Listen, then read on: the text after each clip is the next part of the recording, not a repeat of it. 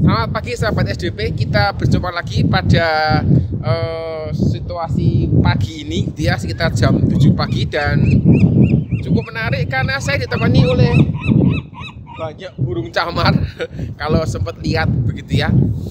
Dan saya akan mengawali di apa yang dikatakan oleh istri dari Presiden Amerika, Theodore Roosevelt. Istrinya Eleanor Roosevelt mengatakan bahwa belajarlah dari kesalahan orang lain gitu ya, karena hidup ini tuh kurang panjang gitu ya untuk bisa mengalami semua kesalahan yang ada gitu. Jadi itu bisa menolong kita sebenarnya gitu ya. Dan topiknya berhubungan dengan apa yang kita bisa pelajari dari negara lain, dari orang lain, untuk bisa memperbaiki hal-hal yang ada di negara Indonesia terkait dengan kekeliruan yang terjadi dalam pendidikan di Indonesia. Pertanyaan begini, emang ada yang keliru? Ada, saya sampaikan. Apa saja? Tunggu gitu ya bahasanya. Dan bagaimana menyelesaikannya, itu yang akan kita bicarakan pada hari ini. Dan saya terus bersyukur buat dukungan dari sahabat-sahabat SDP yang nonton video ini, yang komentar saya menghargai, yang membagikan video kepada temannya, kepada orang lain juga saya sangat hargai. Kita bisa mengerjakan sesuatu dari hal yang sederhana untuk menolong, memperbaiki dan meningkatkan pendidikan di Indonesia.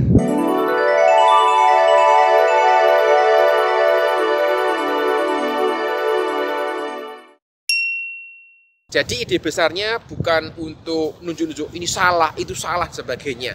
Tapi sebuah koreksi buat kita bersama. Ini sebagai sebuah otokritik buat kita semua, juga buat saya pribadi. Apakah pandangan saya ngomongnya begini, tapi X-nya bagaimana, begitu. Dan merupakan hasil observasi yang kita bisa kerjakan. Dan ketika kita melihat hal-hal yang seperti ini, maka kita bisa mulai untuk memperbaiki hal apa yang kita bisa lakukan. Pertama adalah secara umum di Indonesia itu orang berlomba-lomba untuk sekolah secepat mungkin gitu ya. Pokoknya bagaimana caranya bisa masuk sekolah secepat mungkin. Kalau bisa masuk SD umur 4 ya dijalani begitu. Saya melihat bahwa tidak semua anak bisa begitu, tetapi cukup banyak orang tua yang merasa anaknya demikian. Kalau kita bercermin dari apa yang dikerjakan di negara-negara yang dianggap negara maju, di Finlandia misalnya, Finlandia menggunakan batas usia 7 tahun untuk masuk SD. Jadi kalau usia 6 tahun tidak bisa masuk, seperti itu. Kriterianya apa ya? Kalau tidak ada kriteria yang cukup jelas terkait dengan anak sekolah lebih cepat ini, maka bisa terjadi yang namanya eksploitasi anak. Apakah anak siap secara mental? Tidak ditanya juga begitu ya, karena anak juga tidak bisa ngerti. Nah, mentalmu siap tidak untuk sekolah gitu? Itu juga tidak terjadi. Dan mungkin juga anak tidak bercerita kepada orang tuanya tentang pergumulannya, tentang kesulitannya, karena mungkin ada hal yang tidak bisa disampaikan dengan kata-kata. Dan cukup banyak gitu ya, cukup banyak kasus di mana orang tua pokoknya memaksa, pokoknya begini dan sebagainya. Saya justru melihat bahwa mari kita menempatkan gitu ya anak sesuai dengan usianya, karena ini berkaitan dengan cara belajar, kesiapan mentalnya dan sebagainya. Di Indonesia ada sebuah anggapan bahwa lebih cepat lulus lebih baik begitu ya. Jadi anak ini diusahakan bisa loncat kelas gitu. Mohon maaf kalau wajah tidak kelihatan begitu ya. Yang penting di belakang Anda bisa melihat pemandangan yang bagus dan menarik ini gitu ya. Kita lanjutkan. Ada loncat kelas, ada ikut kelas akselerasi, ambil matematika dan sebagainya. Ikut kelas akselerasi memang bisa mempercepat kelulusan, tetapi apakah anak ini belajar dengan proses yang tepat? Itu yang saya masih agak meragukan. Walaupun ada anak saya termotivasi dan sebagainya, saya merasa bahwa ketika materi itu terus dimasukkan terus gitu ya, tanpa ada masa untuk berhenti berpikir dan sebagainya, ada sesuatu yang kurang tepat di dalam proses belajar. juga hal yang sama terjadi dalam semester pendek. Semester pendek kalau mengambil karena mengulang misalnya, saya masih bisa menerima. Tetapi kalau diambil untuk mata kuliah yang baru, itu saya tidak bisa menerima. Kenapa? Karena ketika orang belajar, ada masa di mana dia mesti duduk diam untuk memikirkan apa yang dipelajarinya. Semester pendek itu disingkat saja, jadi materi yang diberikan di dalam 4,5 bulan diringkas menjadi 1 bulan misalnya. Menurut saya ini bukan model belajar yang tepat. Dan lulus di usia muda itu dianggap memberikan kebanggaan tersendiri. Menurut saya kita mesti waspada untuk hal ini.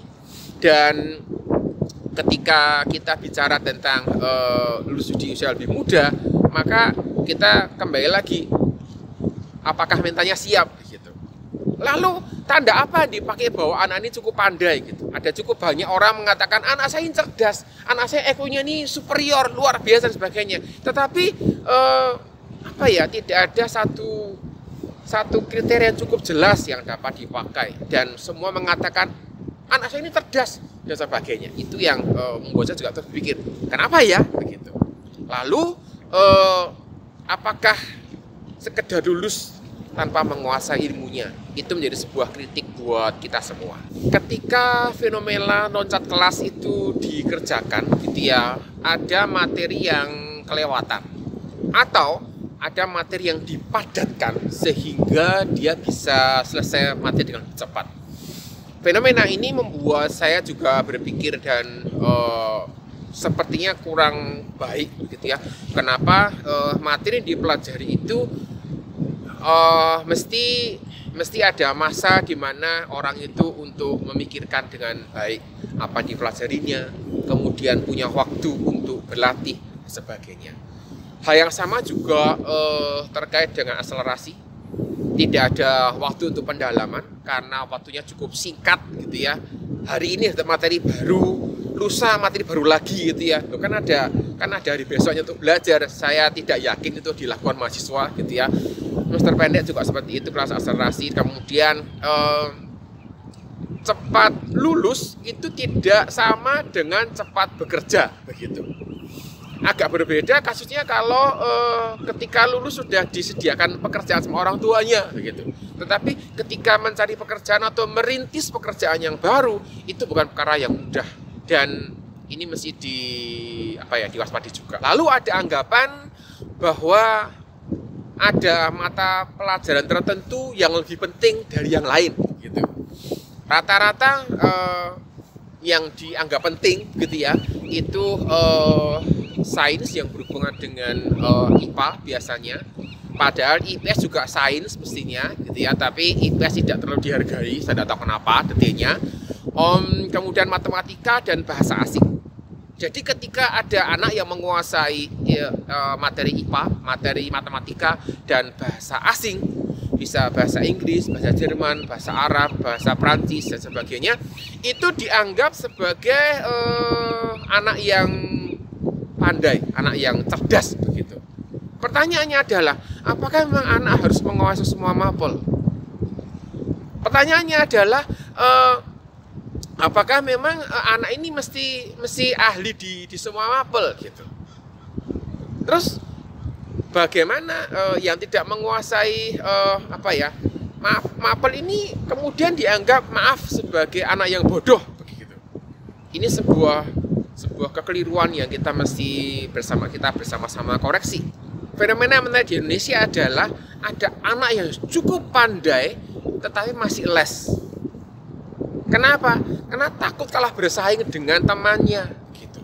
Buat saya kalau anak dianggap sudah cukup pandai, sudah menguasai tadi gitu ya, kriteria yang dipakai adalah IPA, matematika dan bahasa asing gitu. Dia bisa mengembangkan di bagian yang lain yang dia mungkin lemah dan sebagainya. Tapi tidak, rata-rata yang saya amati adalah les itu diberikan buat anak yang sudah cukup menguasai materi tadi.